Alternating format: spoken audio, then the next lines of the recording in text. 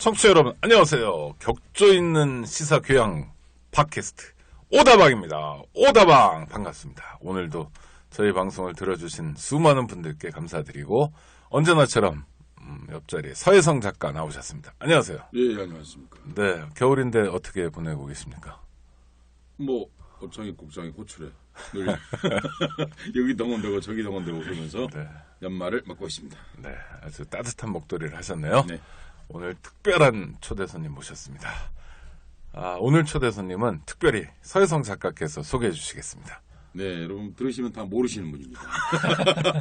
왜 몰라요? 네, 최태욱 박사 모셨습니다. 안녕하십니까. 아이고, 네, 어서 오십시오, 최 교수님. 예, 안녕하세요. 한림국제대학원 대학교의 교수님이시고요. 아주 유명한 학자십니다. 유명합니까? 그럼요. 이름은 있다는 뜻이죠. 아, 네, 그렇군요. 예. 최태욱 박사님 직업이 뭐죠? 비례대표제 포럼 운영위원장입니다. 교수가 아니고. 교수는 가끔씩 합니다. 아, 드디어 방송을 재밌게 진행하게. 여기 온 모든 분들이 너무 거룩해가지고 네. 방송을 할 때마다 너무 힘들었는데 예, 그렇군요. 그러니까 교수는 가끔 하고 비례대표제 포럼 운영위원장이다. 예. 비례대표가 뭡니까? 비례대표제라는 게. 비례대표 예. 지지율에 비례하여 의석을 나누자 이런 것입니다. 각 정당에게. 그러니까 지금은 1등 뽑기 게임이잖아요. 우리 국회의원 선거제도가. 그런가요? 그렇죠. 어떻게? 소선거구. 그렇죠. 소선구제 한 명만. 네. 그럼 비례대표제 54명이 있다고 하지만 그건 네. 그야말로 그냥 깍두기도 안 되는 현재 거고. 비례대표는 54명이다. 예. 300명 중에서. 300명 중에서. 네. 예. 그러면 전체 한 6분의 1 정도 18%죠. 18%. 예. 그런데 그것도 이제 소위 병립제라고 그래서 네. 246명의 지역구 의원과는 아무 상관없이 따로 뽑는 거라서 네. 그 비례대표 의원들이 국회의 성격에 영향을 아무것도 못 주고 있죠. 예. 그러니까 선출 과정이 국회 의사결정의 성격에 직접적 영향을 반영하지 않고 있는 구조다. 그렇죠. 그런 국회 말씀이신 성격도 거예요. 예. 정당 체계의 성격에도. 예. 예. 그래서 우리나라는 그냥 소선거구 1위 대표제 국가입니다. 그냥 본질상. 네. 그래서 그런데 소선거구 1위 대표제라는 것은 말 그대로 소선거구에서 한 명 1등만 당선시키는 제도잖아요. 그러니까 1등 아니면 나머지는 다 의미가 없죠. 네. 표차가 한 표 차일지라도. 네. 그래서 1등 뽑기 게임이 우리 소선거구 1위 대표제라면 네. 비례대표제라는 것은 1등이든 2등이든 3등이든 상관없이 네. 등수에 관계없이 국민들의 지지를 받은 만큼 의석을 각 정당에게 나눠주자 이런 취지죠. 그러니까 디자인 자체가 다른 거잖아요. 예. 그러니까 많은 성격 차이가 있습니다. 그로 인해서. 그러니까 뭐 정치적 용어로 좀 정치학적 용어로 규정하자면 주권의 크기만큼씩 대의제를 정확하게 반영하자. 그렇죠. 그런 말이죠. 맞습니다. 예. 예. 원래 최태욱 선생님 우리가 말씀을 이렇게 잘하시나요? 잘합니까 지금? 아니요, 그런데요. 말을 괜찮게 하는 것 같죠? 괜찮은 정도가 아니신데요. 예. 진행하셔야 될 것 같은데요. 예. 네. 그런데 비례대표 제도가 생긴 지가 우리나라에 얼마나 됐습니까?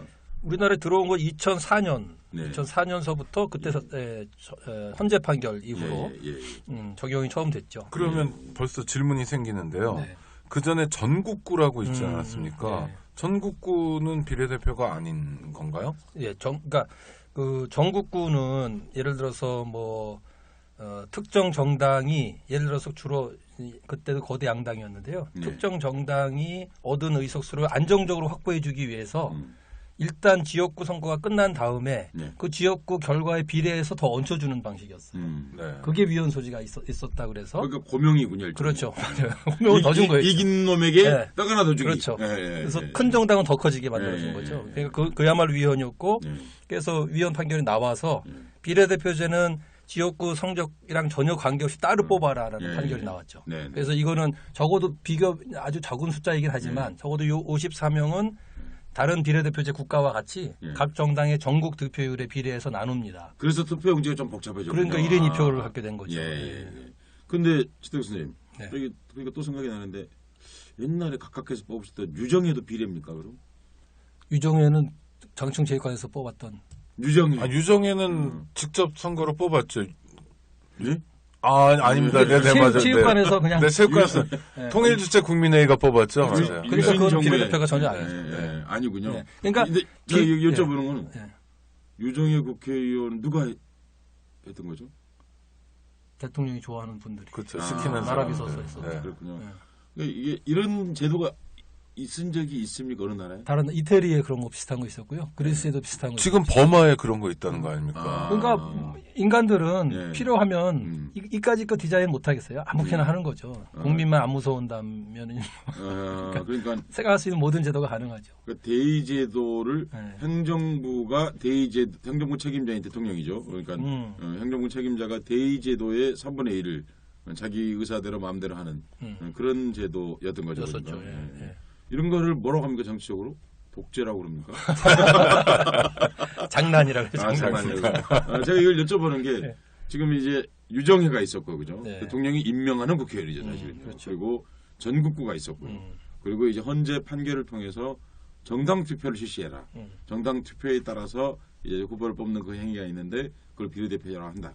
2004년에서 판결이 난 거군요, 그러니까. 아니 그 전에 판결 나서 2004년서부터 선거부터 시행이 된 거군요. 그렇죠, 그러니까. 시행이 됐죠. 예. 근데 최태욱 선생님은 주로 사실 제가 보는 일주일에 한 번은 보는데 맨날 하는 일이 비례대표제만 하는데 도대체 뭘 먹고 삽니까? 제가요? 가끔 하는 교수가 있다고 그렇죠. 그랬습니다. 그걸로 먹고 사는 거. 근데 네. 왜 이렇게 사실은 제가 알기로는 벌써 한 10년 가까이 한 주제 오직 그것도 무슨 이데올로기도 아니고 그냥 제도 자체에 계속 매달려 있지 않습니까? 예. 비례대표제 왜 그렇게 매달리십니까? 그러니까 저는 굉장히 교과서적이라고 생각하고 있어요. 저를. 그러니까 범생이다. 그러니까 대의제 민주 국가잖아요. 얼굴은 범생이로 생겼어요. 뭐 마음도 그렇습니다. 우리가 대의제 민주 국가잖아요. 네, 네. 이 대의제 민주주의라는 것은 직접 민주주의가 불가능하니까. 예, 예. 혹은 또 설령 가능하다 할지라도 바람직하지도 않아요. 직접 민주주의는. 왜냐하면 각자 자기 인생을 살아야 되니까. 예. 정치는 전문가한테 맡기자는 거죠. 예. 세금 걷어서 월급도 좀 주면서. 예. 그러니까 주인은 시민들이고 정치인은 대리인이고. 그래서 모든 시민들, 우리 주인들은 자기의 유력한 정치적 대리인을 갖도록 하자. 그래서 그야말로 프로페셔널한 정치인들이 네. 그 주인을 대표해서 네. 직업적으로 정치를 잘해서 그분들이 원하는 정책과 법과 제도를 만들도록 하자. 네. 그러면 아마 많은 사람들이 혹은 대부분이 해피해질 거다. 뭐 네. 이런 게 대의제 민주주의인데. 그야말로 교과서적인 설명이 딱 교과서적이잖아요. 네, 네. 자 그러면은 교수 맞네. 이 교과서대로라면 시민들은 주인을 갖고 있어야 되잖아요. 그렇네요. 그죠? 특히 약자들은 네. 이 정치적으로 이제 사회적 경제적 강자들은 사실은 정치적 대리인이 없어도 돼요.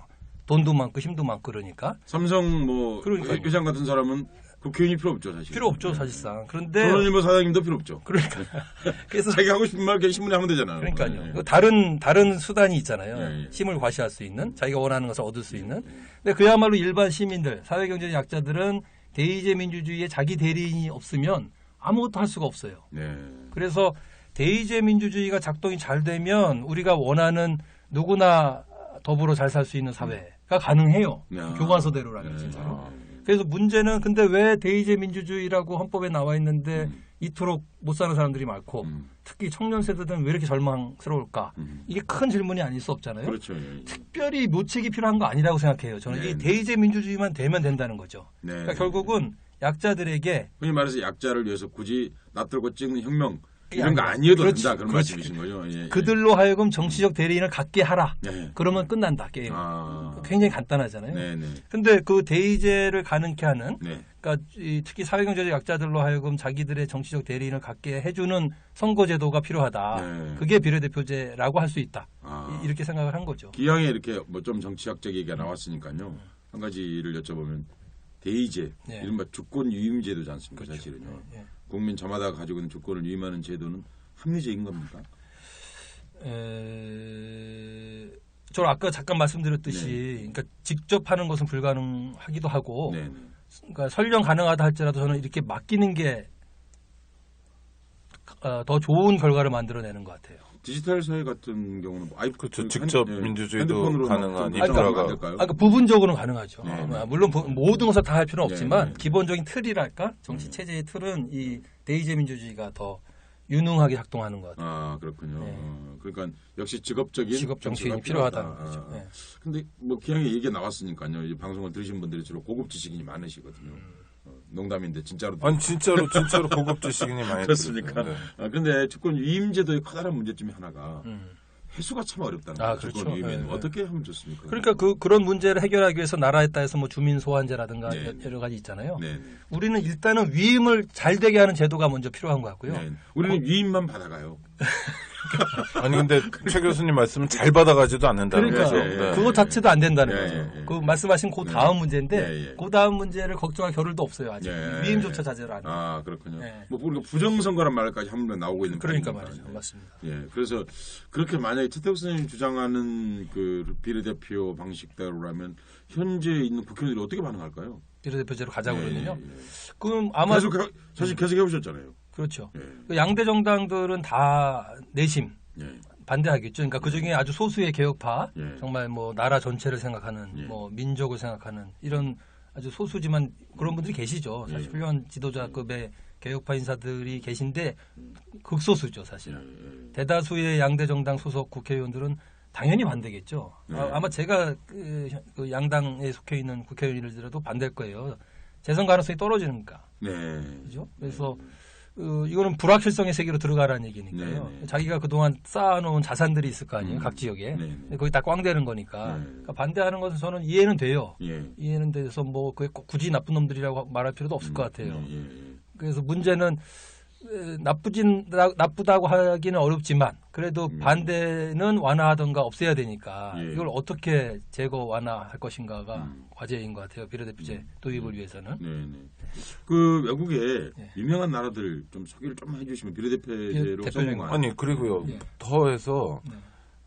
이게 여야 간에 선거구 획정하는 거 이런 거 보면 정말 난리 아닙니까? 네, 네. 도저히 합의할 수 없는 그렇죠. 상황이고 음. 기본적으로 한석도 손해 보지 않겠다라는 게 뭐 양당의 기본 입장인 것 같아 보이고 물론 뭐 새누리당이 좀 더 세 보이는데요. 네. 최태욱 선생님한테 선거구 획정을 포함해서 네. 모든 걸 다 그냥 알아서 하시라라고 하면 네. 다른 나라 사례와 더불어서 네. 어떤 모습으로 가면 우리가 제대로 위임하는 민주국가가 되는 겁니까? 비례대표제 제가 지금 질문을 두 가지 받았다고 네네. 생각하는데 이제 현실적으로 존재하는 해외 사례 그렇죠. 또 가장 이상적인 안이 있다면 그러니까 한국에 적합한 네. 뭐 비례대표제. 그러니까 우선 첫 번째 거부터 가보면요. 비례대표제 국가라고 불리우는 나라들은 말 그대로 그거예요. 그냥 대의제 민주주의를 제대로 하기 위해서 비례성이 나름 충분히 보장되는 국가들. 그러니까 구체적 선거제도는 나라마다 다 달라져. 다 다르죠. 그죠. 네. 근데 비례성이 의미 있는 정도다라고 하는 얘기는 뭐냐면 정당들이 의석을 가져갈 때 예. 그야말로 국민 지지만큼 가져가더라. 이 정도면 비례대표제 국가라고 할 수 있는 흔히 이런 거잖아요. 걸 이제 정당 명부제. 뭐 정당 명부제를 쓰는 다른 방식도 있지만 그거는 하여튼 지역구에서 선출되더라도 를 포함하는 겁니까? 그러니까 예를 들면은 네. 예, 지역구를 통해서 뭐 광역이든 중역이든 지역구를 통해서 비례성을 보장하는 방법도 있어요. 네. 그러니까 비례성 보장 방법은 사실은 여러 있거든요. 네네. 그러니까 우리에게 잘 알려진 독일식, 그러니까 많이 회자되는 네네. 독일식 비례대표제 같은 경우도 지역구가 우리처럼 지역구도 있고 전국 정당 득표율의 기준으로 하여 그 리스트로 정당 명부로 나누기도 하지만 전체적으로는 비례성이 보장이 돼요. 아, 그러니까 방식은 또 구체적으로 말씀드리면 좀 뭐 뭐 여러 가지가 있을 수 여러 가지 있겠지만. 그래서 하여튼 핵심은 비례성이 보장이 된다라는 네, 거거든요. 네. 각 정당이 그러니까 주체는 정당이니까 각 정당이 득표 혹은 지지받은 만큼 의석을 가져가더라.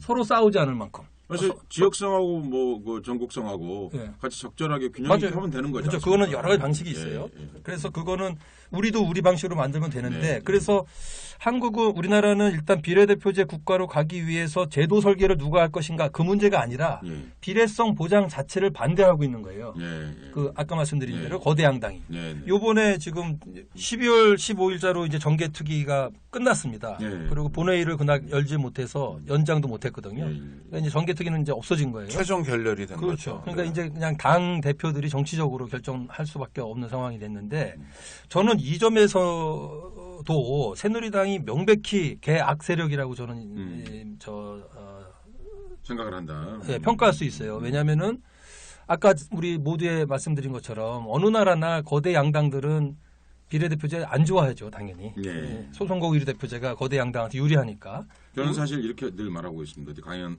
가거나 네. 그러면 비례대표제와 관련된 얘기를 할 때마다 양당 독재다. 그건 예, 예. 틀리지 않아요. 예, 양당 독재예요, 맞아요. 사실. 양당이 독점 상태를 유지하는 거니까요. 그래서 비례대표제를 반대하거든요, 어느 나라나. 그런데 그런 점에서 본다면 새누리나 새정치민주연합이나 대다수 의원들은 다 반대해요. 네. 그런데 새정치민주연합은 최근에 좀 변화가 있어요. 네. 지금 새정치민주연합의 선거제도 개혁에 관한 당론은 권역별 연동제입니다. 그 네. 중앙선관위가 네. 올해 2월달에 제안했던 거. 예. 근데 권역별 연동제라고 한다면 좀 이제 복잡하잖아요, 말이. 잠깐 아니 최혜석 선생님. 예. 이 대목에서 청취자 여러분들을 위해서 예. 선관위가 왜 이런 권역별 예. 연동제를 제안했습니까? 그러면 제가 그 우선 예. 권역별 연동제가 어떤 건지만 간략하게 먼저 설명을 드릴게요. 예, 예, 그리고 왜 그렇게 제안을 했는지. 예.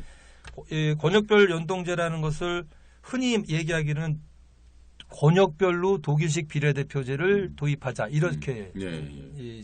길게 말할 수 있어요. 예, 그러니까 예. 독일식 비례대표제를 도입하되 그것을 독일에서처럼 전국 기준으로 하지 않고 권역으로 나눠서 네. 권역별로 독일식 비례대표제를 하자라는 얘기고. 권역의 크기는 얼마나 겁니까? 그 선관위가 제안한 것은 6개 권역으로 전국을 나누자는 거니까 한 800에서 900만 정도 한 권역에. 그러면은 경상남도, 다 울산 영남 전체. 뭐 이런 식으로 네, 네, 크군요. 경북, 그러니까 소위 그냥 경북을 맞아요. 우리가 그냥 말하는 TK와 PK를 합친 게 영남 권역. 예를 네. 들면 네. 호남은 호남. 그보다 적으니까 호남, 제주, 강원 이렇게 네. 쓰더라고요. 그렇게 해서 하여튼 6개 권역으로 했는데요. 그러니까 사이즈로 보면 이거 굉장히 큰 거예요, 사실은. 그렇네요. 유럽에 우리가 알고 있는 나라들 다 500만 플러스 마이너스잖아요. 네, 네. 그러니까 거의 유럽에 가면 한 나라급들이라서 네, 네. 사이즈는 충분해요. 예.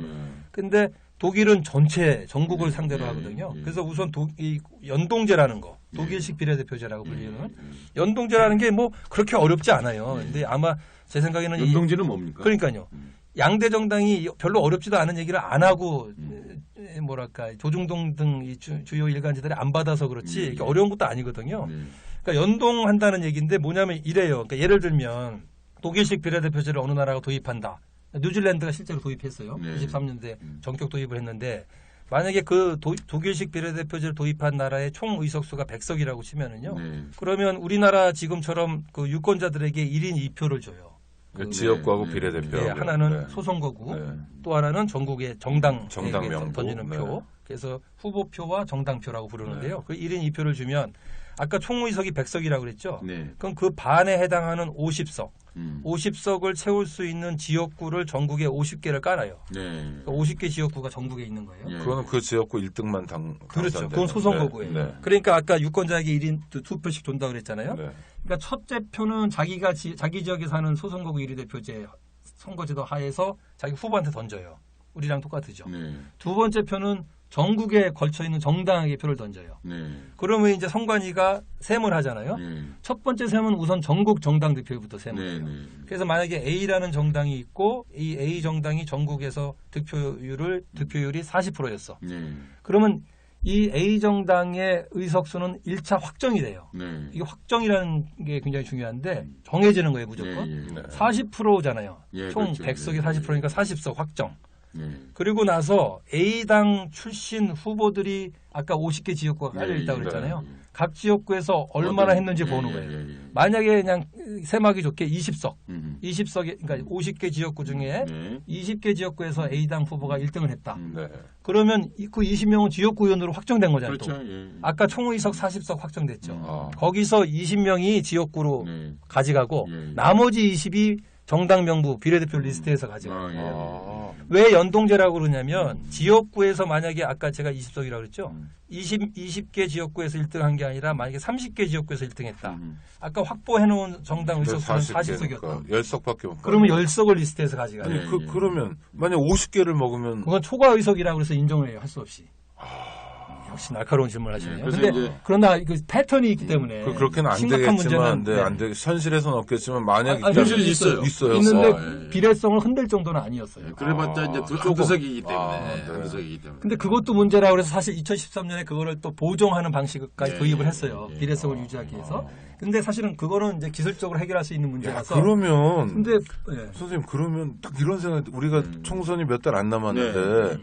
지금도 저 뭡니까 정기국회 예산할 때 무슨 다리 교량 뭐 온통 이런 얘기만 다리가 교량이군요. 뭐 교량 도로 이런 얘기만 온통 하는데 그럼 전국에 따라서 자기 의석수가 결정되면 전국적 지지도 국회의원 선거처럼 가겠네요. 그렇죠. 예, 진짜 예, 예. 나라에 대한 일을 그러니까. 논의하고 맞아요. 그래서 비례대표제라는 거예요. 노인복지 어떻게 하냐, 청년 실업 어떻게 하냐 이런 거 잘해야 그럼요. 그래야 당선되겠네요. 그럼, 예, 어. 그런 뜻에서 그렇죠. 이제 그러니까 전국에 흩어져 있는 노동자를 상대로 하여 그렇죠. 노동자를 대표하는 정당이 노동자 정당이 되는 거고 아. 중소상인 대표 정당이 그렇게 가야 되겠는데. 청년당이 다리 놔준다고 국회의원 게 아닌 거잖아요. 그러니까요. 그래서 지역구 의원이 있다 하더라도. 그럼요. 아, 네. 기본적으로는 일단 정당이 이겨야 되니까. 네. 그 다음에 지역구의 문제 있잖아요. 네. 그래서 하여튼 연동제라고 하는 거예요. 지역구 성적에 따라서 그 각 정당이 1차 확정받은 의석의 비중이 바뀐다라고 해서 연동제인데 기본적으로 비례대표제잖아요. 예, 그렇죠. 지역구가 있을 뿐이지. 예. 그래서 자, 이 독일식 비례대표제 어렵지 않잖아요, 사실은. 근데 이런 얘기를 안 해요. 어느 언론도. 아니, 뭐 너무 쉬운 얘기인데. 그러니까요. 그러니까 이게 쉬쉬하는 거예요, 말하자면. 아니 명칭이 어려워요. 그렇죠. 근데 최 선생님 말씀 듣고 나니까 불과사실 짧은 설명인데도 예. 저도 알아듣겠는데요. 근데 우리 주권을 결정한 일이기 때문에 사실 하루쯤 공부하는 게 옳거든요. 네, 그렇죠. 저는 그 말을 꼭 그렇죠. 합니다. 언론이 그러니까 그 역할을 해줘야죠. 정치가 네. 어렵다고 생각하지 마시고 정치가 어렵다고 생각이 들면 하루쯤은 공부하셔야 됩니다. 왜냐하면 제도는 우리가 잘 알아야 됩니다.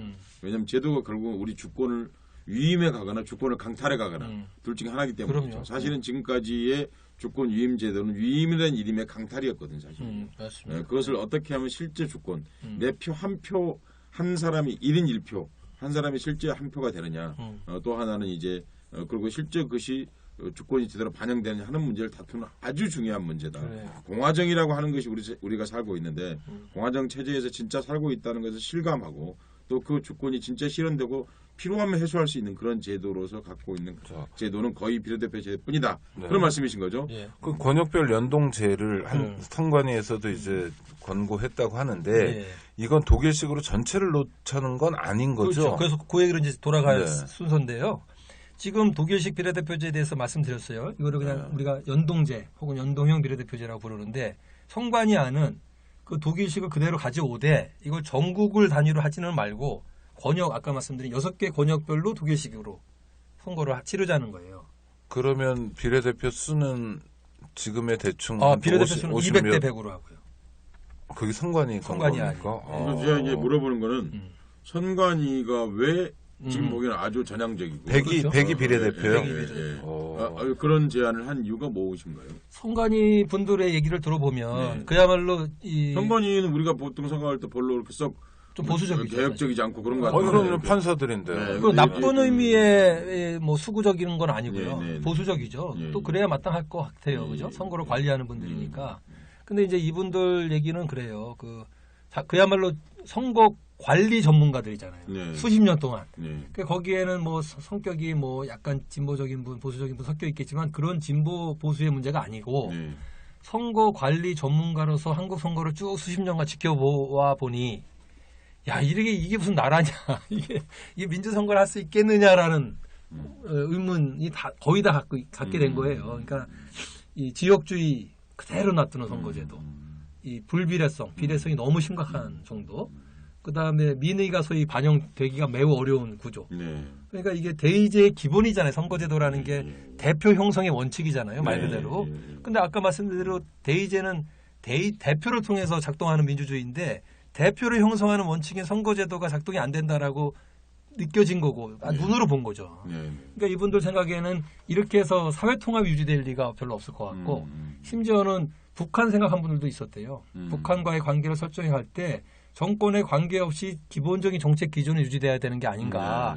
근데 이거 정권 바뀔 때마다 나라가 바뀌는 것 같이 정책 기조가 확 바뀌니까 이렇게 해서 유지가 되겠는가라는 불안감도 있었다고 얘기하는 분도 있어요. 애국자들이시네요. 그러니까요. 저는 이분들이 고심 끝에 내는 거예요. 그러니까 이런 거네요. 그러니까 지금 얘기를 아주 간단하게 정리하면 두 정당, 양대 정당은 선관위 생각보다 훨씬 못 미치는 못 거예요. 미치는 거죠. 아니면은 모른 척했다든가.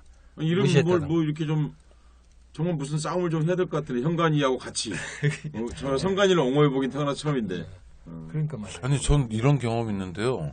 1995년에 명동성당에 그 한국통신 노동자들 들어왔다가 잡혀간 적 있잖아요. 조계사하고. 예.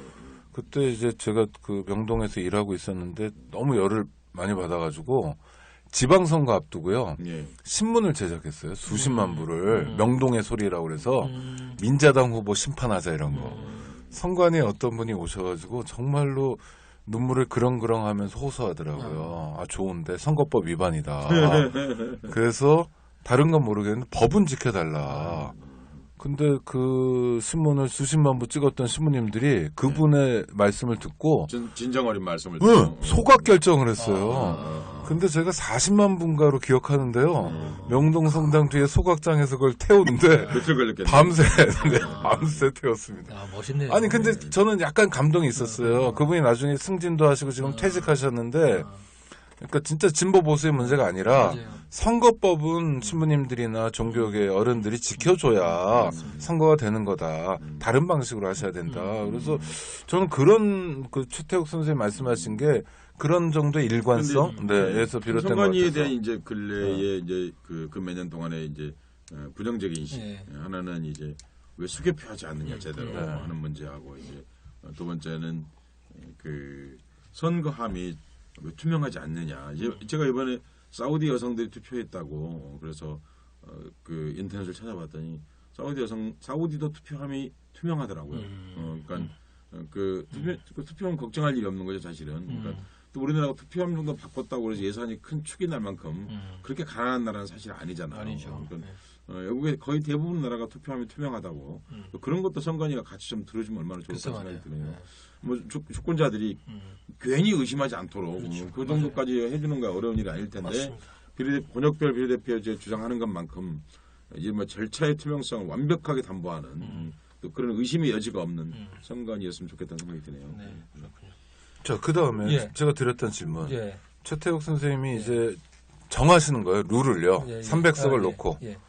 그래서 저는 뭐 이제 저뿐만이 아니라 이제 정치학자들 중에서는 사실 정치는 제도라고 생각하거든요. 이제 그 주어진 제도에서 행위자들이 잘하는 거니까. 네. 그래서 수많은 사람들이 정치학자들이 제도 정치학자라고도 얘기할 수 있는데 그런 제도 정치학자들로 봐서는 비례성이 보장된다면 어떤 선거제도 좋아요. 사실 기본적으로는 나라의 사정에 따라서 만들면 되니까.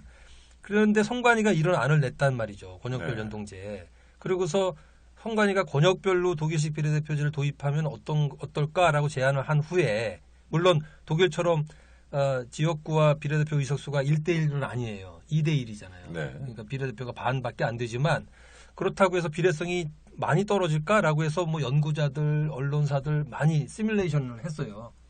근데 그 결과는 괜찮아요. 아주 훌륭해요. 이 정도만 해도 비례성이.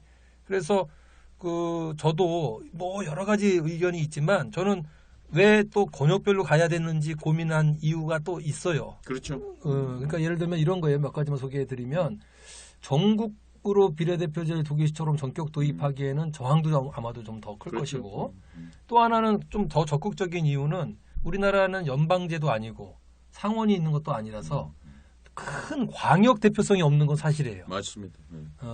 그거 꼭 나쁘다고 볼 만한 것은 아니거든요. 아까 말씀드렸듯이 800, 900만 정도 굉장히 큰 공동체란 말이죠. 그래서 이 광역 공동체의 대표성이 우리보다 작은 나라들도 연방제고 뭐 상원, 하원 다 있고 그렇잖아요. 그래서 그거를 보장한다는 의미도 있어요. 그래서 저는 게다가 이 정도 사이즈의 각 광역이면 거기서 비례대표제를 하면 그 안에서 노동자, 중소상공인, 청년당 다 생길 수가 있거든요. 그래서 그게 비례성 떨어뜨리는 큰 문제도 아니고 아까 얘기했던 그런 우리가 없는 문제를 보충할 수 있는 지역 대표성을 갖는 것이 그 지역 현안 문제를 이해하는 데 필요합니다. 그럼요. 그래서 그런 점에서 저는 고심이 보여서 오 국장님 말씀하신 것에 대한 제 대답은 선관위가 제안한 권역별 연동제만 받아다오 제발. 무슨 짜릿한 거 더 필요 없다. 그래서 그것만 해도 한국 정치의 큰 진보다. 큰 진보죠. 그럼 선생님 지금은요. 그러니까 투표율이나 이런 게 다 그 선관위 자료가 있잖아요. 그것도 뭐 온라인에서 쉽게 찾아볼 수 있는 거고. 그러니까 시뮬레이션도 가능하겠네요. 가능해요. 많이 돌려놨어요 이미. 네. 그래서 만약 선관위 안대로 하면. 지난번 선거를 기준으로 하면 세상이 어떻게 바뀌는 겁니까? 몇 가지 그러니까 우리는 지금 있어요. 비례대표를 제대로 하지 않는 나라여서 이를테면 청년을 대표한다든지 노동자를 대표한다 할지 농민을 대표한다 할지 소수자를 대표하고 뭐 녹색당에는 이런 부분이 좀 취약하잖아요. 만약 제도가 바뀌면 그런 정당이 훨씬 더 많이 나올 거죠. 맞아요. 소 작가님 그렇죠. 그러니까 지금 많이 나오는 게 아니라 비로소 그때 가능한 그렇죠. 거죠. 많이 안 나오는 상황이다. 제도가 후져서 그럼에도 불구하고 제도만 바꿔보니까 어떻게 됩니까? 그러니까 너무 재밌어요. 왜냐하면 이 제도 효과라는 게 이렇게 크구나라고 느낄 수 있는 게요. 선관위가 제안한 권역별 연동제만 들여와도 네. 제가 중요한 특징 한 서너 가지만 말씀드려볼게요. 그러니까 19대 총선 갖고 시뮬레이션 돌린 거예요. 네. 그러니까 그 말은 뭐냐면 유권자들이 투표를 했다는 행위 자체는 그대로잖아요. 네. 근데 제도만 바꾼 거예요. 그랬더니 결과가 이렇게 차이가 나요. 제가 지금 기억이 정확하게 해서 네. 뭐 숫자가 한두 개 틀릴 수는 있어도 네. 방향은 비슷한데요. 새누리당이 19대 총선 때는 152석이었어요. 네. 단독 과반이잖아요. 그렇죠. 근데 이게 138석인가로 아이고, 줄어요. 저런 못 받아들이겠네. 그러니까 이게 핵심이에요. 네. 그래서 제가 아까 새누리당 욕하려고 그랬던 거에 요거 네. 이어서 할게요. 좀 이따가. 네. 그다음에 영남. 그러니까 TK와 PK를 합친 영남. 네. 여기서는 새정치민주연합, 지금의 새정치민주연합. 그 당시에 민주통합당이었죠. 네. 20석을 가져가요. 지금 몇 석입니까? 그때는 지금인데 좀 다르죠. 지금 소선거구만 네, 있으니까. 네. 그러나 이건 엄청난 거잖아요. 그렇죠. 20석이면 영남에서만 새정치민주연합이 원내교섭단체 꾸릴 수 있었다. 이 정도니까 엄청난 네. 거죠. 그러니까 영남의 새누리당 독점 체제는 깨지는 거죠. 네. 확실하게. 그다음에 호남에서도 새누리가 4석인가 5석을 가져가요. 그러니까 일단은 균열이 생기기 시작했다는 네, 네. 거고요. 그다음에 또 다른 중요한 게 진보당. 통진당이었죠. 통합진보당. 아니, 13석. 그렇게 빨리 적었나? 아니, 난 우리나라 정당 이름 외우는 사람 진짜 천재예요. 그럼요. 이름이 자주 바뀌었어. 불가능한 일입니다.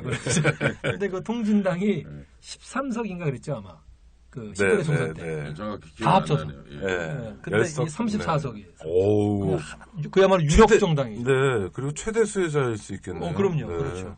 역시 못 받아들이겠네요. 그럼요. 그래서 이게 결과적으로 뭐냐면 비례성 높아진다는 얘기예요. 바로. 아. 그대로 지지율 높아진다는 얘기. 그 통합 진보당보다 그 당세가 작았던 자유선진. 결국 아니요. 그 자유선진당은 사실 관심이 없고요. 네. 이렇게 녹색당이라든지 뭐 노동당이라든지 원내에 진출하지 못한 그래서 결국 당이 해산되고 말았던 당들은 원내에 진출합니까? 그게 이제 만약에 19대 총선 그대로 지지율이 이어진다면 이 선거제도 개혁이 이렇게 된다 할지라도 못해요. 왜냐하면 3%의 봉쇄 조항이 있잖아요. 네, 그건 유지되는 겁니까? 그렇죠. 그건 그러니까 선관위 안에도 3%는 유지하자는 거였거든요. 그러니까 녹색당이 1%도 안 됐잖아요. 네. 그러니까 녹색당도 안 되죠. 그런데 그거는 19대 총선 때 유권자들은 그 당시의 룰을 보고 자기 전략을 나름 짜서 투표를 한 거잖아요. 그렇죠. 네. 그러니까 사표를 피하고 싶어서 할 수 없이 그러니까 두 번째로 좋아하는 정당한테 준다든가. 근데 선거제도가 바뀌면 당연히 행위도 바뀌어요. 그렇죠. 그러니까 녹색당에 성질이 투표할 바뀌죠. 사람은 녹색에 투표하는 거예요. 저도 당을 하나 만들까 그러고 그러니까 제가 보기에는 그 추세라면 녹색당 가능하죠. 3% 넘을 가능성이 있죠. 그 녹색당을 선호하는 유권자들이 그대로 표를 던져줄 것이므로 사표될 가능성이 그렇죠. 네. 저도 정당을 하나 만든다. 무슨 정당을 만드시려고요? 문화당. 이거 뭐 할 건데요? 문화 콘텐츠를 주로 정당의 목적이 뭐예요? 문화생활로 인생을 즐겁게 살자. 아니 그러니까 정권 잡는 거 아닙니까 교과서적으로? 그 문화 대통령을 만드는 거죠. 네. 서태지 대통령 말고 아니 그렇게 제기는 다양한 형태의 그럼요. 정당에 출연할 수 있지 않느냐 그런 거죠. 청년당, 뭐 중소상공 새정치민주연합은 플러스입니까 마이너스입니까? 마이너스죠. 그 선관위 안대로 돌려도 예. 그럼 양당은 정말 그러니까 양당은 기본적으로 싫어할 그러니까 수밖에 기본적으로 없어요. 비례대표 선거제도의 핵심 중에 하나는 사실 그런 양당 체제를 해체하자는 게 들어있는 거고요. 그리고 양당은 싫어하는 하나 국민은 좋은. 네네 그렇죠. 양당은 기본적으로 지역 정당인 거고 사실은요. 그러니까 그래서 그런 것들을 넘어설 수 있고 소수자들을 보호받을 수 있고 약자들도 국가 의사 결정의 핵심적인 기관에 진출하는 이런 것들 담보하자는 것이니까요. 사실 양대 정당이 양보하지 않으면 이 제도가 거의 불가능하거든요. 저는 비례대표 국회의원들 보면요. 일단 국회에서 힘들이 없을 시인 것 같고요. 그다음에 본인이 이건 거의 그냥 일상적으로 하는 얘기죠. 제가 비례대표여서 그리고 만약 비례대표 의원으로서 의정 활동에 뜻이 있다면 반드시 지역구를 그다음에 나가는 방식이더라고요. 그래서 현재는 뭐 2번까지 할 수 있나요? 아니에요. 그러니까 법으로 정한 건 아닌데 실질적으로 못 하죠.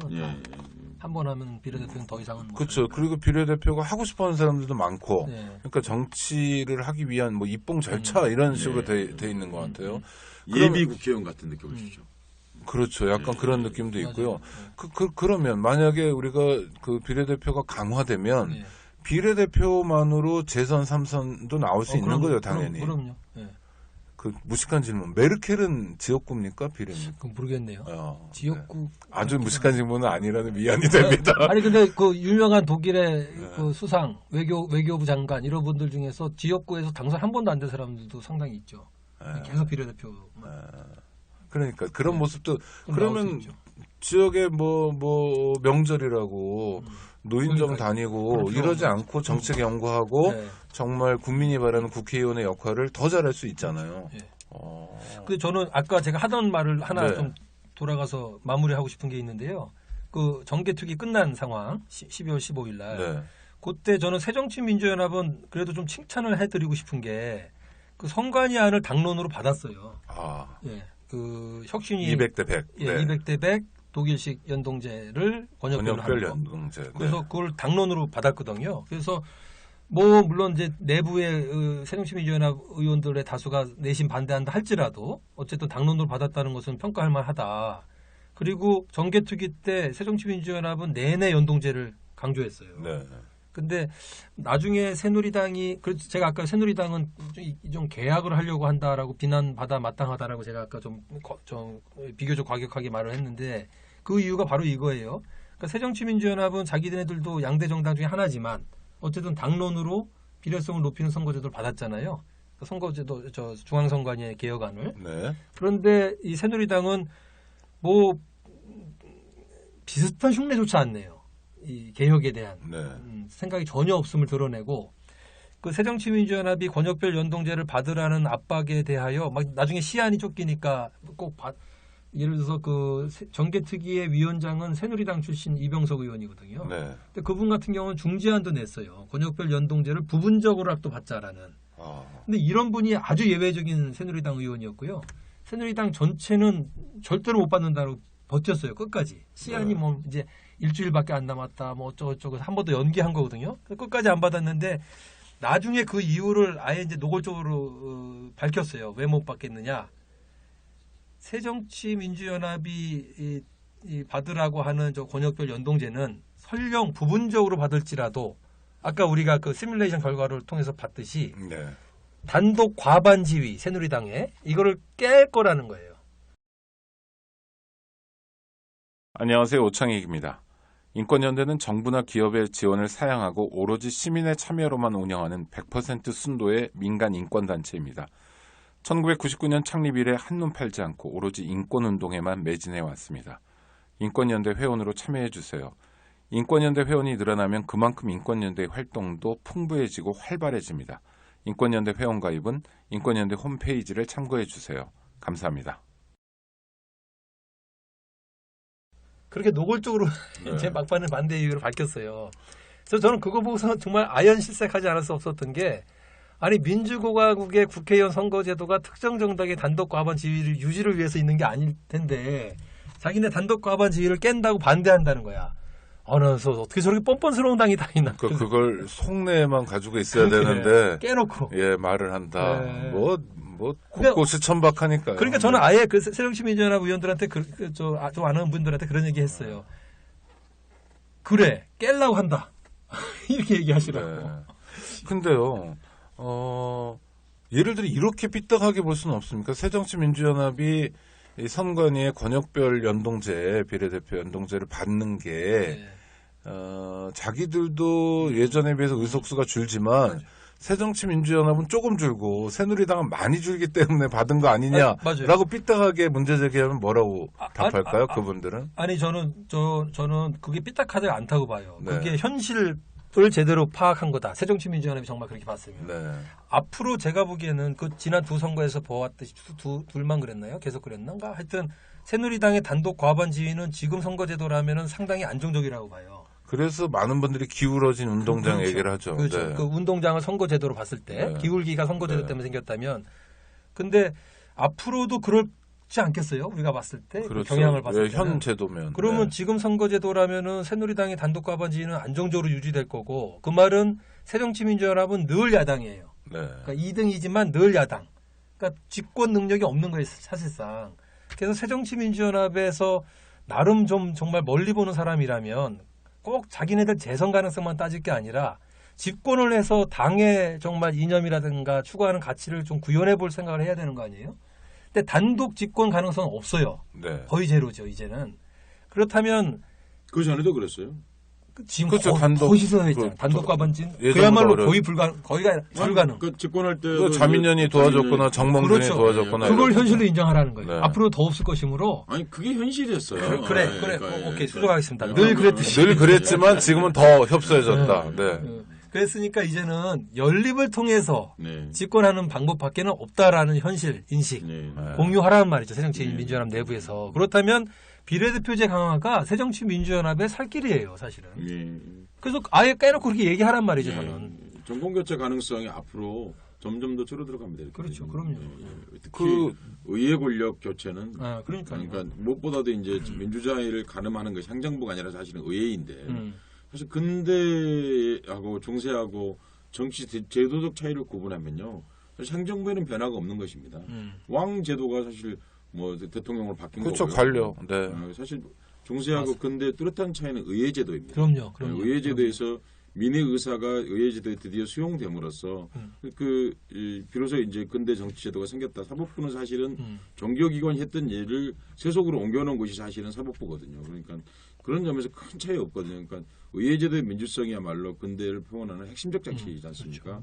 그렇죠. 그런 점에서 정말 한국 사회가 제대로 된 근대 사회 그리고 제대로 된 민의를 반영하는 사회가 되려면 의회제도 근본적 개혁이 필요하다. 그러니까 저는 말씀드리면서 민주화 투쟁이라는 게 1987년 6월에서 끝난 게 아니라 메르켈 총리는 지금 말을 안 하면서 검색을 해봤더니 독일 동북 쪽에 슈트랄촌트 인구 5만 8천 명에 있는 지역구 국회의원이죠. 동독 출신이라는 게 굉장히 재밌잖아요. 네, 원래 동독 사람이죠. 근데 민주화 투쟁이라는 게 87년 6월 항쟁으로 꽃을 피우고 끝난 게 아니라 그때부터 시작한 거군요, 우리가. 그러네요. 그런 생각이 많이 들고요. 이런 건 논의 과정에서도 그런 게 있었던 것 같은데 이해 당사자들이 논의를 하지 않습니까? 어떤 면에서 자기가 자기 목을 쳐야 되는데 아니 바보가 아니나. 그건 저는 새누리당이 흉물스럽긴 하지만 솔직한 거는 또 인정 맞아요. 줄어드는 거 원하지 않는 거고 지금 누리고 있는 게 얼만데요. 그렇죠. 그러면 20대에서 적용하지 말고 21대에서 적용하자 이런 논의도 좀 있었죠. 있었죠. 그런 건 어떻게 생각하세요? 근데 이제 새누리당이 이제 제안한 거였거든요, 처음에. 네. 그가 권역별 연동제 오케이. 그거는 논의는 요번에 하지 말고 우리가 안 하겠다, 전혀 결코 안 받겠다는 게 아니라 21대부터 논의하자. 논의하자는 거예요? 하자는 것도 하자는 아니고. 게 아니었어요. 그러니까 이제 새정치민주연합에서 그러면 규정하자, 박자. 네. 하기로. 네. 그러면 양보하겠다 그랬더니 그건 아니고 논의를 하자. 맞아요. 말은 끝까지 들어봐야 되는데 21대 하자는 게 아니라 21대부터 논의하자. 가능성을 열어놓고 논의해보자 이렇게 하니까 그냥 거절의 방법. 그렇죠. 하겠다는 얘기가 아니네요. 아니었어요. 안 하겠다는 얘기죠. 그렇죠. 뭐 복잡하게 얘기하면 이런 거죠. 쌀을 나누는데 내년 봄에 나누자. 그렇죠. 아니, 내년 봄에 나누는 걸 논의해보자. 그렇지. 쌀을 나눈다는 것은 가을에 들판에서 나눈다지. 맞습니다. 있으면 아니라 쌀이 남으면. 네. 이런 수준이네요. 그런데 태태 선생님 그 근래 지식인들 119명 선언이 있었지 않습니까? 거기에서 사실 핵심적으로 주장하고 있는 게 119인데요. 119가 아니고 비례대표인데요. 왜 하게 됐습니까? 그렇죠? 이 학자들 그래서 저는 학자들이라고 보는데 학자들은 사실 시간이 많아야 돼요. 그래서 고민도 많이 하고 서로 만나서 얘기도 많이 하고 되는 소리 안 되는 소리 막 하다 보면 가끔가다 좋은 대안이 생기고 이러는 거니까. 그래서 역시 또 몇 학자들이 모여서 우리나라 이게 어떻게 돼가는 거냐 도대체 꼴이 특히 정치, 경제민주화, 복지국가 이게 2010년, 12년 사이에 한국의 소위 시대정신으로 부상한 거는 사실인 것 같은데 그 후에 그 경제민주화 하겠다고 나름 한국형 복지국가 하겠다고 해서 정권 잡은 저 당은 전혀 그럴 의지가 없는 것 같고 그렇다고 같은 목소리를 내서 또 제1야당이 된 새정치민주연합도 거의 뭐 크게 열심히 추진할 의사도 없는 것 같고 그러니까 또 저런 시기이 되니 저건 어떻게 되는 거냐 양극화는 더 심해지고 청년들은 더 깜깜해지고 그래서 이 사회가 도대체 우리나라 어디로 가는 거냐 뭐 이런 얘기 막 하다가 결국은 해법은 정치다. 정치로 해결할 수밖에 없는데 정치가 작동이 안 되니 무슨 경제민주화고 무슨 복지국가겠느냐. 그게 다 정치의 작품인데 그러면 정치를 어디서부터 고칠래? 그 얘기하다가 이제 대의제 민주주의 회복 얘기가 나왔던 네. 거예요. 아까 우리가 나눴던 얘기 비슷하게. 그러니까 정말 대의제인데 대표 없는 시민들이 투성인데 이게 무슨 대의제 민주국가냐. 그러면 어떻게 대표를 갖게 할까? 네. 그 비례대표제 아니겠어? 그리고 다당제 돼야 되지 않겠어? 그래서 합의제 민주주의 돼야 되지 않겠어? 이런 얘기 하다가 그러면은 이제 뭐 학자들이 힘은 없으니까 목소리라도 모아보자. 그래서 만들게 됐어요. 그래서 처음에는 뭐 한 30명, 40명만 모여도 괜찮지 않을까 싶었는데 의외로 많이 늘어나게 됐어요. 그래서 저도 사실은 좀 같이 시작한 사람 중에 한 명으로서 좀 놀랐죠. 이 정도로 공유가 돼 있구나. 저도 선언문의 일부를 좀 고치는 일을 참가했고. 그러셨죠. 예, 예. 그래서 저도 사실 놀랐습니다. 이 학자들이 왜냐하면 저는 뭐 아까 서 선생님 말씀하셨지만 비례대표제 뭐 운동이랄까 이런 거를 한 10년, 15년 한 것 같은데 올해처럼 뜨거워진 적이 없었던 것 같아요. 뭐 이런저런 이유로 네. 올해가 하여튼 제일 뜨거워졌고요. 그 다음에 이번에도 119명 쉽게 모인 거 하며 청년들 중에서도 또 비례대표제 운동하는 청년들도 꽤 있어요. 그 다음에 시민단체 중에서도 뭐 비례대표제 포럼 아까도 말씀하셨지만 있고 뭐 그 외에도 이름을 달리 할지라도 비례대표제 혹은 다당제, 현대적 다당제로의 발전 이런 걸 주창하는 시민사회 단체들이 많아요. 학자 그룹도 많고. 그래서 저는 이런 거 볼 때 운동은 시작된 거 아닌가? 아까 이제 오창희 선생님 말씀대로라면 이제 민주화 운동, 제2의 민주화 운동이죠. 제대로 된 대의제 민주주의를 위하여 이런 운동이 시작된 것 같다는 어려움 속에서 희망을 좀 보긴 합니다. 네, 그러니까 이번에 지식인이 이렇게 한꺼번에 모여서 비례대표제를 주장한 것은 처음 있는 일이죠. 처음이죠. 아니 그리고 119명이라는 숫자가 진짜 좀 다가와요. 네. 다급하다는 거 아닙니까 그렇죠. 지금? 네. 민주주의만이 아니라 나아가 나라 망하게 생겼다. 그러니까 불났어요, 네. 불났어 진짜. 맞아요. 한국이라는 게 우리 헌법이 잘 만들어져 가지고요. 헌법 119조가 이제 경제민주화 조항인데 이번에는 그것을 영역을 좀 확장해서 정치 문제까지 맞아요. 확장이 된 119. 한국에는 119가 3개 있다. 이렇게 말할 수 있겠군요. 불날 때 연락하는 119. 경제민주화로서 어려울 때 정치가- 서민들 살리는 119. 정치가 사람을 살릴 것이라고 하는 119. 그래서 그런 의미로 그 선언이 굉장히 중요한 의미를 지닌다. 네, 우리 최태욱 교수님이 이 부업으로 교수라고 직업으로 하시는 게 비례대표 일인데 정말 감동적입니다. 운영위원장을 맡고 계신 단체가 비례대표 제 포럼. 제포럼이란 단체죠. 초대 혹시 초대 운영위원장이 누군지 아세요? 질문으로 봐선 서혜성 선생님인 것 같아요. 맞습니까? 네. 아, 네. 초대 상립 운영위원장. 운영위원장. 아, 네. 지금은 잘 되죠, 단체가. 그 초대 운영위원장 때문에 잘 안 돼서. 그러니까요.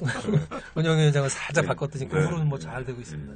이게 하나의 NGO죠. 예. 시민사회단체. 예, 등록단체. 그러면 뭐 회원도 있고 그런 구조입니까? 예, 이제 뭐 1년도 안 됐어요. 회원도 이제 회원으로부터 후원 회비도 받고 이런 거는요. 1년 전에는 그냥 뭐랄까 그냥 공부 단체처럼 네. 이렇게 했는데 그러니까 이제 본격적으로 예. 하나의 시민단체로 가는 거군요. 그렇습니다. 자, 청취자 여러분, 민주화 투쟁은 곳곳에서 진행되고 있는데 비례대표제 포럼이라는 단체가 한 1년 정도 전부터 시민들하고 함께 가려고 한답니다. 지금부터 최태욱 교수님, 운영위원장님의 단체 소개를 들으시고요. 회원가입하시면 감사하겠습니다. 이렇게 해야 될 일 많죠, 시민들이. 이 단체, 저 단체 회원가입도 해야 되는데 사실 우리끼리 이렇게 서로 도우면서 좋은 의제 키워나가고 하지 않으면 도대체 돌파구를 찾을 수 없는 갑갑한 세상이니까요. 단체 소개 좀 해주십시오. 예, 광고. 예, 네. 이거 감사합니다. 저희 비례대표제 포럼은 그 전에는 제가 있는 한림대 국제대학원의 그 정치경영연구소에 그냥 하부 구조처럼 돼 있었고요. 그래서 이제 연구자와 좀 뜻을 같이 하는 정치가들 몇 분 이렇게 해서 그냥 의견 교환하고 가끔 가다가 그래서 포럼이라고 이름을 줬는데요. 비례대표제 포럼이라는 거의 준 학술 행사 개최하고 이 정도였습니다. 그렇게 해서 한 5, 6년 해오다가 작년 말에 이 선거제도 개혁을 포함해서 한국 정치를 일신하지 않으면 정말 희망이 없겠다. 그러자면 시민들과 협조를 얻어서 시민의 힘으로 정치개혁을 해나가야 된다. 그러자면 우리 스스로가 시민단체로 바꾸자. 이렇게 해서 등록단체로 바꿨습니다. 그리고 내년 이제 1월 달쯤에 아예 사단법인으로 바꾸려고 그러고 있고요. 그리고 후원 회원도 모집하고 있습니다. 그리고 지금은 한 200분 정도가 멤버로 있는데 한 그중에 3분의 1 정도는 학자들이고요. 여전히 네. 원래 처음에 학자들이 모임이어서 그다음에 정치가들이 당에 관계없이 현직 국회의원들이 한 30명 가량 있습니다. 그다음에 시민사회 활동가들 여러분 계시고요. 뭐 변호사들이라든가 그다음에 청년위원회가 따로 있어서 청년들이 특히 아주 열심히 일하고 있어서 아주 기쁘게 생각하고 있는데요. 돈을 내려면 어떻게 내야 돼요? 그 네이버나 다음에서 비례대표제 포럼 이렇게 쳐보세요. 그러면 네. 홈페이지 들어가시니다. 그럼 거기에 아주 상세하게 돈을 내실 수 있는 방법을 그 안내해드립니다. CMS라고 자동 예, 출금 CMS 로. 할 수 있으니까. 예, 네. 그래서 그러면 회비는 얼마 이상인 겁니까? 전체적으로 우리 청년들은 5,000원서부터 그다음에 시민들은 10,000원서부터 네. 하고 있습니다. 그 저희 오다방이요. 네. 온갖 공약이 난무하는 다방인데요. 저도 네, 회원 가입하겠습니다. 아이, 감사합니다. 네, 청취자 여러분들도 아니요, 진짜 만원의 행복이란 텔레비전 드라마 있었나요? 네. 드라마가 아니라 예능 프로그램이군요. 네, 만원의 있었던 행복, 것 같아요. 네, 만원의 행복 만드실 수 있는 또 좋은 기회입니다. 총선 앞두고 있는데 정말 여러 가지 생각해도 깝깝하고 변화 가능성이 없는데 여태까지는 기울어진 운동장만 탓하고 있었는데 운동장을 다시 깔면 되는구나. 그렇죠. 맞습니다. 네. 운동장을 다듬으면 되는구나라는 게 바로 비례대표제 포럼이 하려는 일이고요. 잘 되면 좋겠는데 잘 안 되면 시민들이 결합해서 힘도 함께 몰아갔으면 좋겠습니다. 네. 서혜성 작가님은 뭐 총선 때 좋은 계획 있으세요? 없습니다. 아니 투표하는 계획밖에 없습니까? 네. 사실은 참 계획 세우기 난망해서 이런 얘기를 하는 것입니다. 현재 정치 지형 돌아가는 거 보고 있으면요. 그런데 이 말씀을 드리고 싶습니다, 여러분. 그 정치 여러분께 말씀드리고 싶은데 총선에 하기 전에 선거 제도에 대해서 정말 하루쯤 혹은 1시간쯤 고민해 보실 필요가 꼭 있다 말씀을 드립니다. 제가 비례대표제와 관련돼서 강연 다닐 때 하는 강연 제목이 제도가 사상이다입니다. 그러니까 결국 민주주의라는 것은 결국 제도로 담보되는 것입니다. 민주주의는 절차로 존재하는 것입니다. 그러니까 그 제도의 선진성이 곧 그 민주주의 내용을 담보하는 것이라는 점을 명심하시고 비례대표제에 대한 깊은 관심을 한번 가져보시길 아주 쉽게 말씀드리면 이렇습니다. 여러분들이 행사하고 있는 표의 2분의 1은 사표, 곧 죽음표로서 날아갑니다. 그러니까 그 한 사람이 죽고 자기가 지지하는 정당 그 표가 정상적으로 살아있게 하려면 반드시 현재 있는 총선거제도, 국회의원 선거제도는 반드시 바꿔야만 합니다. 그런 점에서 오늘 최택 교수 모시고 이런 얘기를 좀 어렵게 들렸고 좀 관념되게 들렸을지 모릅니다만은 그런 얘기를 나눠본 것입니다. 그 비례대표제 포럼 홈페이지에 들어가면 네. 서혜성 작가 말씀하시는 그런 공부도 할 수 있는 자료도 올라 있는 거고요. 예, 상당히 올라와 있습니다. 예. 저 2표 중에 1표가 날아간다. 그럼 1표는 지역구 표는 남아 있는 거잖아요, 서 작가님. 아니죠. 그러니까 현재 그 표 전체 유권자 표의 실질적으로 거의 48.6%인가 하여튼 한 편과 실질적으로 소멸합니다. 왜냐하면 1등만 당선되기 때문에. 그러니까 아니 또 1등만이 갑자기 사람이 생각나서 이 사람한테 미안하지만 예전에 이인재 씨 보면요, 논산에서 네. 당선될 때 네. 거의 25%로 당선되기도 하잖아요. 그럼요. 그러면 그 지역은 75%가 죽는 네. 거죠. 그렇죠. 예, 그렇습니다. 맞아요. 그러니까 전국을 지금 얘기한 거고요. 네. 전국에서는 반이 없어지고요. 그러니까 거의 매번 지금 총선에서- 말씀하신 이제 이인재 국회의원은 우리 그 장발장 은행도 도와주고 그랬는데 하여튼 이름을 설명하면 어떡하니까. 네. 아니 근데 하여튼 그 25%로 당선되셨는데 그런 경우는 75%가 완전히 소멸하는 겁니다. 그러니까요. 그 다음에 저 문세표도 기억나네요. 그런 점에서 네. 어떻게 민의를 반영한다고 하겠느냐는 겁니다. 그렇죠. 75%는 다른 뜻을 갖고 있는 그리고 또 하나는 소수자들 무엇보다도 나는 뭐 지구 온난화나 생태 문제가 중요하고 먹고 사는 것도 좋은데 지속 가능한 뭐 발전이나 생존 자체가 중요하다고 생각하는 분들 녹색당이 많이 계신데 녹색당 지지자는 정말 살아생전에 녹색당 국회의원을 못 보는 거 아닙니까? 그렇죠. 네. 이런 면에서도 되게 중요하고요. 중요한 차관점 얻었습니다. 방송 정리할 시간이 됐는데요. 네.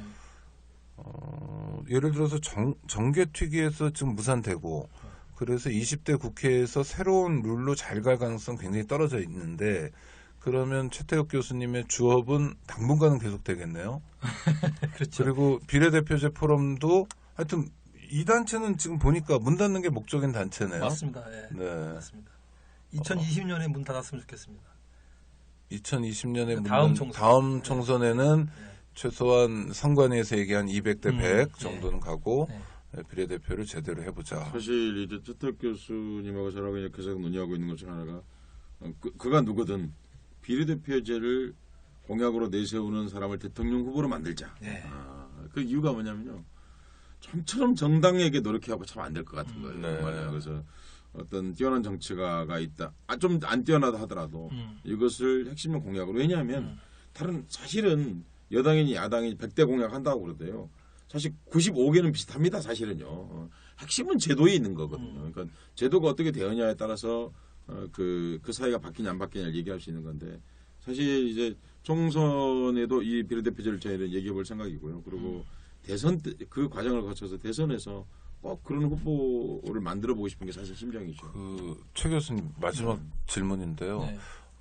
국회의원들이 보통 엘리트들이 많이 한다고 알려져 있잖아요. 뭐 가방끈도 길고 뭐 사회 각 분야에서 나름 성공했다는 사람들 민의가 정확히 반영되면 꼭 엘리트가 아니어도 흔히 말하는 엘리트가 아니어도 되는 거죠. 그냥 농사짓다가 국회의원도 좀 그럼요. 하고 네. 소 키우다 닭 키우다도 할 수 있는 거고 그럼요. 뭐 무슨 선반 작업하다가도 국회의원 할 수 있는 네, 거죠. 그렇죠. 그게 더 안전한 네. 거죠. 그야말로 대표잖아요. 예, 그러니까 노동자의 그러네요. 대표라면 노동자여야죠. 농민의 대표라면 농민이어야 하고. 근데 우리는 그렇지 않죠. 그러니까 뭐 네. 농업 지역, 농촌 지역 출신의 국회의원. 농촌지원 출신인데 직업은 어렸을 때 변호사, 떠나서 교수. 네, 네. 그렇죠. 강남에서 살면서 그러니까 네. 이런 식이라서 고향으로 돌아가서 제대로 강남 살다가 그냥 선거 때만 고향으로 돌아가서 그러니까 이게 저는 자꾸 그래서 얘기해요. 그냥 교과서적으로 네. 대의제를 만들자. 제대로 된 대의제 그냥 뭐 네. 특별한 묘책이 있는 것도 아니다. 그 보면은 이래서 제가 이제 한 8나라 정도 해볼게요. 독일, 네덜란드, 네. 오스트리아, 벨기에, 스웨덴, 덴마크, 노르웨이, 핀란드 이 8나라 그러면 딱 떠오르는 이게 이제 소위 세계에서 제일 사회적 합의가 잘 이루어지는 8개 국가라고 어떤 기준에 의해서 네네. 이게 8개 국가예요. 가장 선진 국가죠. 예. 복지 국가로서 예. 가장 안정적인 선진 국가들이잖아요. 경제 민주화도 가장 안정적으로 이룬 나라들. 이 8개 국가를 흔히들 얘기하는데 다 예외 없이 비례대표제 국가잖아요. 네. 예외가 없어요. 그러니까 이게 우연이 아니다. 사실 이제 요 근래 한 10년 가까이 한국 사회에서 가장 닮고 싶어하는 선진적 모델이지 않습니까? 다 왜냐하면 여기 우리가 담고 이제 있죠. 네. 미국처럼 큰 나라도 아니고 그 지금 말씀하신 8개 나라하고 우리가 되게 인구도 비슷하고 맞아요. 되게 그런데 그런 나라들의 공통점이 비례대표제고 또 하나는 비례대표가 발전한 나라가 거버넌스, 그러니까 협치가 발달한 나라지 않습니까? 그러니까 사회적 합의가 잘 사실 이루어지는 거죠. 민주주의의 핵심은 협치지 않습니까? 그럼요. 그런데 우리나라처럼 언니가 국회를 혼내고 니는 뭐하냐? 이를테면 이런 얘기하는 건 협치하고 전혀 관련 없는 그 나라인데 건방지게 대통령 정무수석이라는 사람이 국회의장한테 찾아와가지고 뭐 그러니까요. 직권상정 안 하면 어쩌고 얘기하는 게 진짜 뭐 하는지 사실 모르겠어요. 나라 국회에 꼴이, 대한, 네. 국회에 대한 모욕이죠. 그러니까 네. 협치가 가능한 그것이 결국 일상에 큰 영향을 끼치게 되는 맞아요. 것이고 네. 그래서 일상에서 민주주의를 체감하면서 하게 되는 거겠죠. 근데 그 보세요. 비례대표제 국가가 왜 다 선진 복지 국가일까? 이유는 계속 저희가 지금 논의했던 그거예요. 아주 쉬운 이유.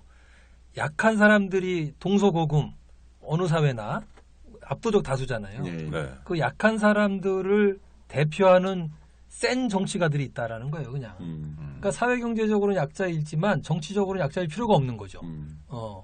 유력한 정치적 대리인들을 갖고 있으므로. 네. 그러니까 그들이 약자를 위하여 정책과 법과 제도를 만들어내니까 경제 민주화되고 그게 쌓여서 복지국가 되고 이런 거잖아요. 너무 단순하다는 거죠. 대표만 제대로 갖고 있으면 복지국가 된다. 그러면 이런 거네요. 시민 여러분, 인권이 잘 보장되는 나라를 원하십니까? 일단 비례대표부터 합시다. 맞습니다. 네. 네. 복지국가를 원하십니까? 역시 비례대표부터 그럼요. 합시다. 비례대표라는 게 필요 충분 조건은 아닐지 필요 모르지만 조건은 되죠. 필요 조건은 확실하게 된다는 거죠. 언제나 민주주의는 언제나 필요 조건인 거죠. 사실. 네. 그럼요. 그 자체가 그렇죠. 복지를 원해도 또 민주화를 원해도 흔히 말하는 선진국이 되고자 하더라도 통일 시대를 막겠다고 그거 정말 해도 중요해요. 네, 맞습니다. 비례대표 메르켈이 동독 출신이라는 게 굉장히 중요하다니까요. 그렇죠. 나중에 북한하고 통일해가지고 이상한 뭐 정말 어우 2등 시민이 될 텐데 네, 2등 여기 시민, 왜 같이 3등 시민. 가겠어요? 우리가 그러니까요. 북한 시민들이라면. 네. 아니 반대가 될 수도 있죠. 저쪽이 다 뭉쳐가지고 이상한 정당이 나올 수도 있죠. 그러니까 그렇게 되면 안 된다는 거죠. 아, 정말 좋은 공부 됐습니다. 최태욱 교수님, 마지막으로 우리 청취자들과 인사 나눠주시죠. 아, 정말 저도 좋은 자리에 와서 오늘 참 기뻤습니다. 또 좋은 얘기 여러분들하고 같이 이렇게 나눌 수 있어서 감사했습니다. 비례대표제에 관심 가져주시고요. 그냥 단순하게 생각해 주시면 좋겠어요. 그냥 대의제 민주주의 이루자 이렇게 생각해 주십시오. 감사합니다. 네, 서 작가님도 예, 청취자들과 아까 했던 얘기 그냥 다시 말씀드리고 싶은데요.